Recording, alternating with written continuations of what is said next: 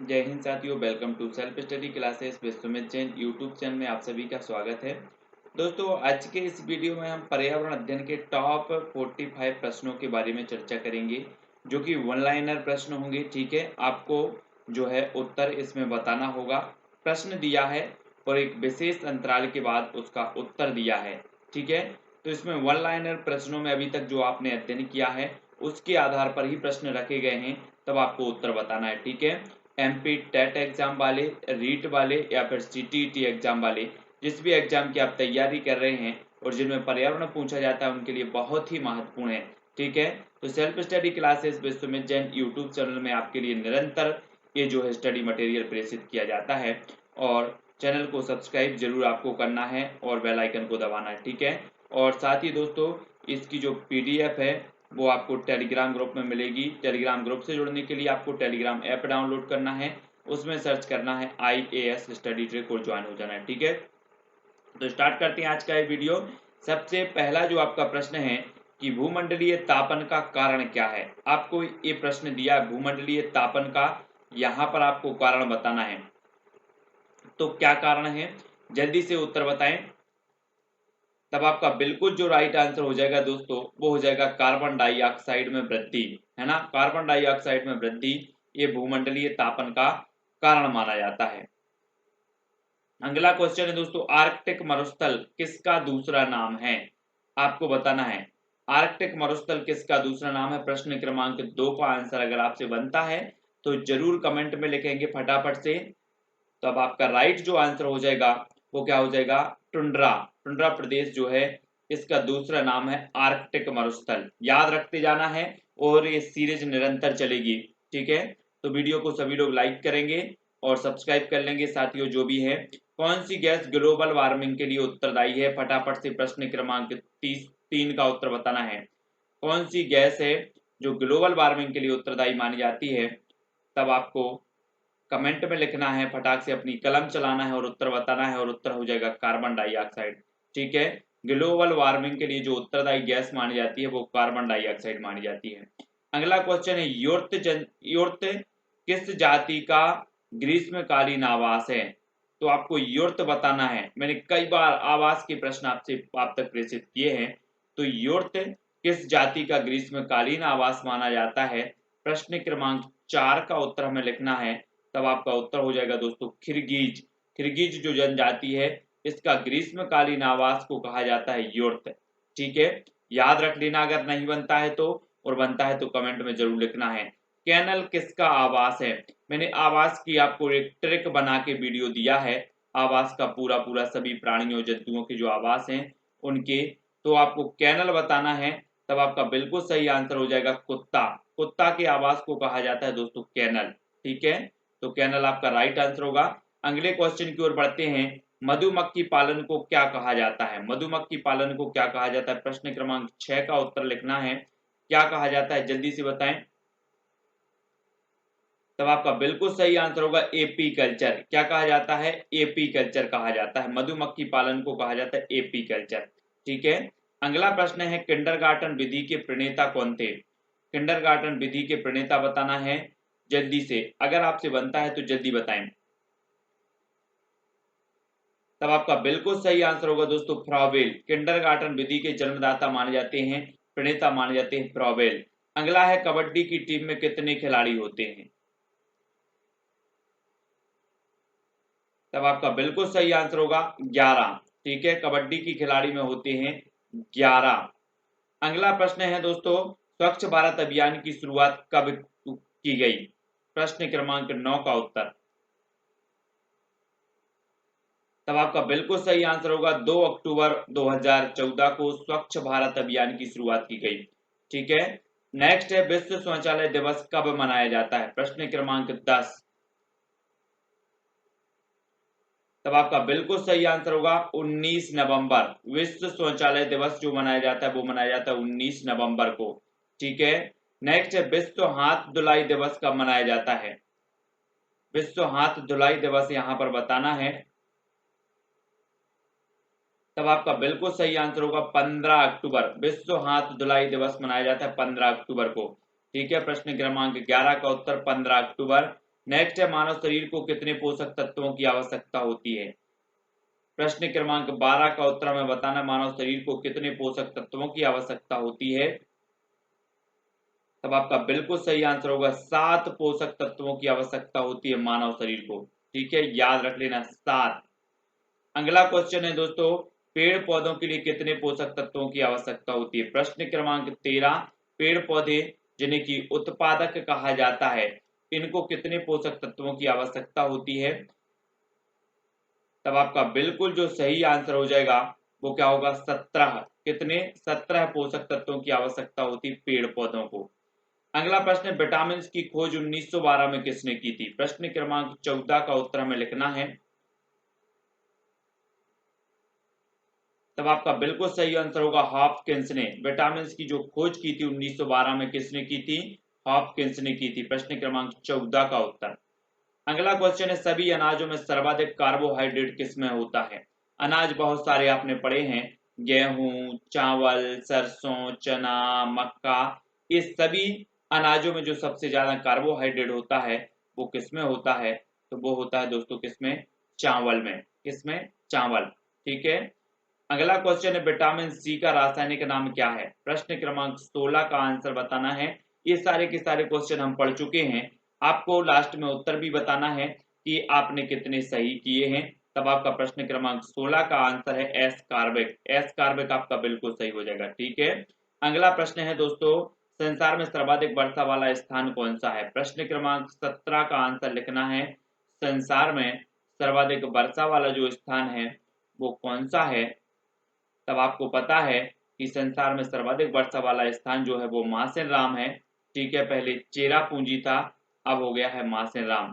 ठीक है।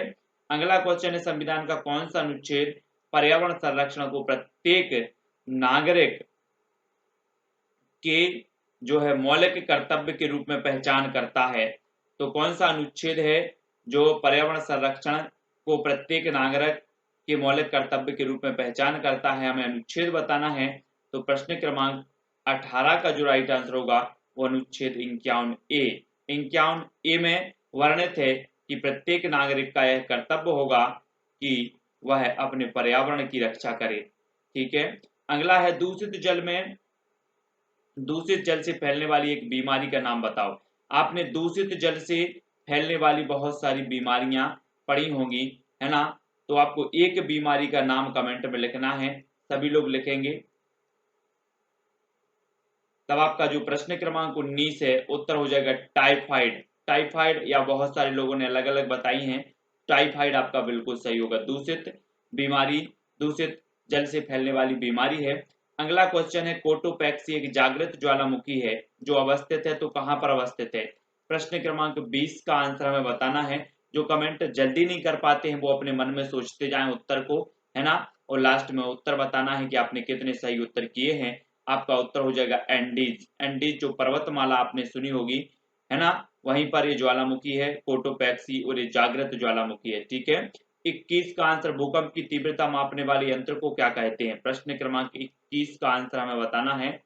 तब आपका राइट आंसर क्या होगा, भूकंप की तीव्रता मापने वाले यंत्र को जो कहा जाता है वो कहा जाता है सीस्मोग्राफ। क्या कहा जाता है, सीस्मोग्राफ। ठीक है। अगला है, ग्रीन मफलर संबंधित है, तो 22 का आंसर बताएंगे, किससे संबंधित है ग्रीन मफलर। तब आपका बिल्कुल सही आंसर होगा ध्वनि प्रदूषण से संबंधित है। ठीक है, काय से संबंधित है, ध्वनि प्रदूषण से ग्रीन मफलर संबंधित है। अगला है, जल चक्र को नियंत्रित करते हैं, तो कौन नियंत्रित करते हैं। प्रश्न क्रमांक 23 का आपको उत्तर मैंने कई बार पढ़ाया है, जल चक्र को जो नियंत्रित करते हैं वो कौन करते हैं, वन। वन जल चक्र को नियंत्रित करते हैं। ठीक है, वन आपका बिल्कुल राइट आंसर होगा। अगला क्वेश्चन देख लेते हैं दोस्तों हम, इसरो की स्थापना कब हुई थी।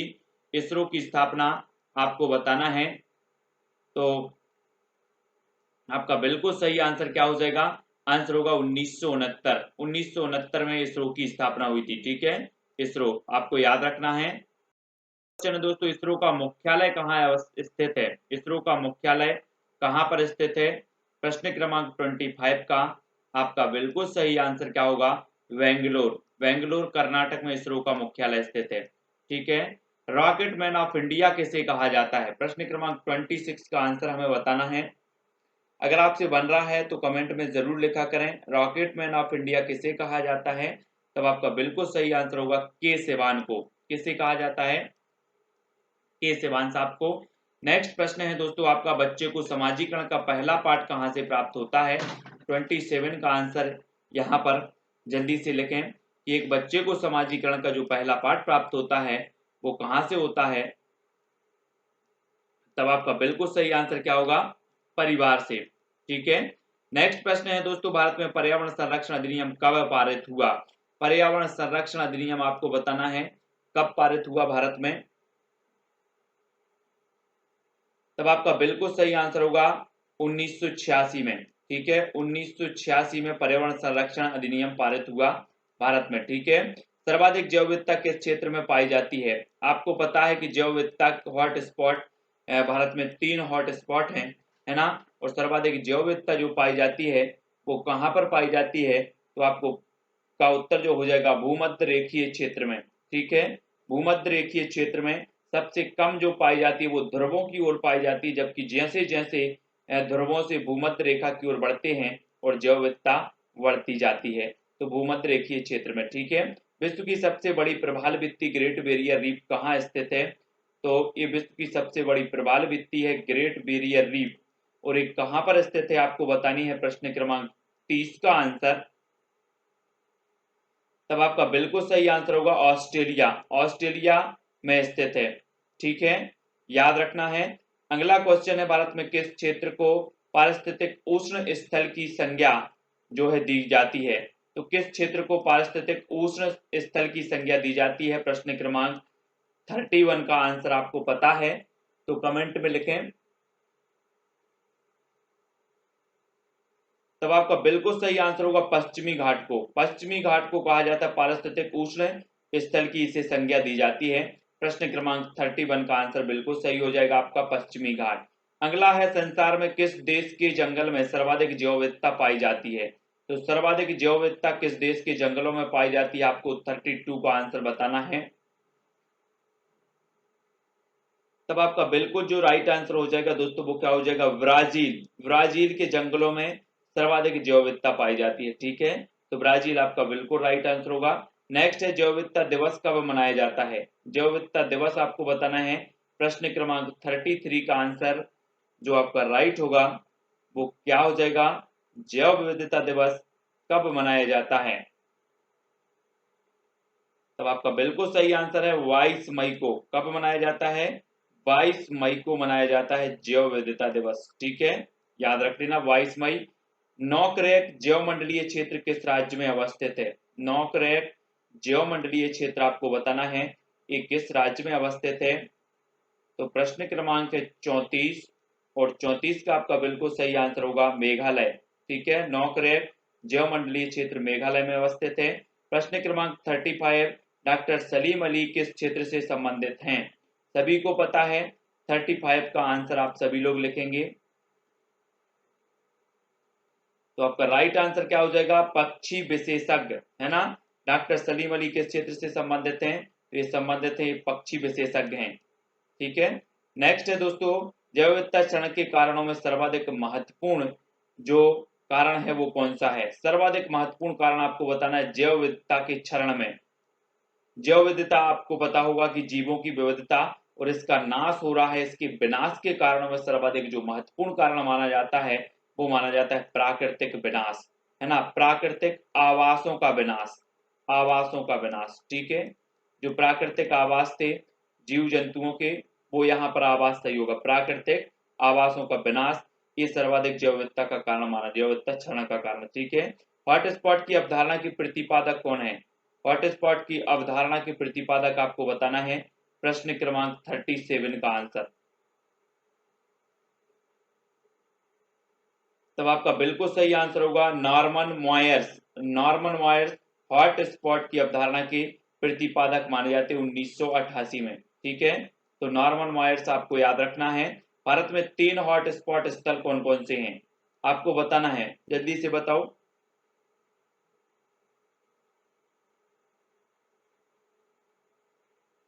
तब आपका बिल्कुल सही आंसर होगा, एक तो पूर्वी हिमालय, पश्चिमी घाट, हिमालयी क्षेत्र, ये माने जाते हैं हॉट स्पॉट स्थल। ठीक है, फिर है भारत में प्रथम जैवमंडलीय क्षेत्र नीलगिरी की स्थापना की गई थी, तो कब की गई थी? भारत का प्रथम जैवमंडलीय क्षेत्र है नीलगिरी, और इसकी स्थापना कब हुई थी? प्रश्न क्रमांक 39 का आंसर यहां पर लिखना है आपको। तब आपका बिल्कुल सही आंसर होगा 1986 में। कब की गई थी? 1986 में की गई थी नीलगिरी जैव मंडल की। अगला क्वेश्चन है आपका, देश के किस भाग को जैव विविधता का द्वार संज्ञा प्रदान की गई है? तो किस भाग को की गई है? देश के किस भाग को जैव विविधता का द्वार संज्ञा प्रदान की गई है? तो जैव विविधता का द्वार ये संज्ञा दी गई है, तो किस भाग को दी गई है? प्रश्न क्रमांक 40 का उत्तर हमें लिखना है। तो आपका बिल्कुल सही आंसर होगा पूर्वोत्तर राज्यों को दी गई है। ठीक है, नेक्स्ट उड़ने वाली छिपकली जिसे ड्रोको कहा जाता है, भारत में कहां पाई जाती है? ड्रोका भारत में कहां पाई जाती है? प्रश्न क्रमांक 41 का आंसर बताना है। तो ये उड़ने वाली छिपकली है जिसका नाम है ड्रोका, और ये पाई जाती है दोस्तों पश्चिमी घाट के जंगलों में। ठीक है, पश्चिमी घाट के जंगलों में ये हॉट स्पॉट क्षेत्र है, और यहाँ पर ड्रोको नामक छिपकली पाई जाती है जो उड़ती है। ठीक है, जो है थामिन मृग कहाँ पाया जाता है? थामिन मृग आपको बताना है 42 का आंसर। ये थामिन मृग कहाँ पाया जाता है? तब आपका बिल्कुल सही आंसर होगा दोस्तों मणिपुर लोकटक झील के पास, है ना। ये लोकटक झील भी पूछा जाता है कि लोकटक झील कहाँ पर है, तो ये मणिपुर में है। और ये जो थामन मृग पाया जाता है तो वो मणिपुर लोकटक झील के पास पाया जाता है। ठीक है, अगला है कस्तूरी मृग कहाँ पाया जाता है? 43 का आंसर यहाँ पर आपको बताना है। कस्तूरी मृग कहाँ पाए जाते हैं? तब आपका बिल्कुल सही आंसर क्या होगा? बृहद हिमालय पर्वत क्षेत्र में। कहाँ पाए जाते हैं? बृहद हिमालय पर्वत क्षेत्र में पाए जाते हैं कस्तूरी मृग, याद रखना है, बहुत ही महत्वपूर्ण है। अगला क्वेश्चन है श्याम मृग कहाँ पाए जाते हैं? 44 का आंसर यहां पर लिखना है। तब आपका बिल्कुल सही आंसर होगा थार रेगिस्तान। कहां पर पाए जाते हैं श्याम मृग? थार रेगिस्तान में पाए जाते हैं। 44 का आंसर। अगला है लिविंग प्लेनेट सूचकांक क्या है?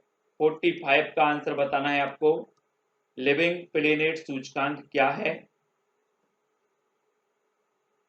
तब आपका बिल्कुल सही आंसर होगा जैव विविधता की स्थिति का सूचक। जैव विविधता की स्थिति का सूचक है लिविंग प्लेनेट सूचकांक। तो यहाँ पर 45 जो अपने प्रश्न थे आज के भाग के वो कंप्लीट हुए हैं। ठीक है, MP TET, REET, CTET exam की तैयारी करने वाले self study classes Vishwamit Jain YouTube channel से जुड़े, जहां पर आपको लगभग 200 वीडियो पर्यावरण के, 100 वीडियो बाल विकास के, ठीक है, और 20-20, 15-15 जो वीडियो हैं वो पेडागोजी से संबंधित उपलब्ध हैं, तो वो जरूर देखें। और निरंतर मैं प्रयास आपसे करता हूं कि आप तक सारे के सारे वीडियो पहुंचे, नोट्स पहुंचे। ठीक है, सभी लोग वीडियो को लाइक करें और वीडियो को शेयर भी करना है दोस्तों। आज के वीडियो के लिए बस इतना ही। जय हिंद।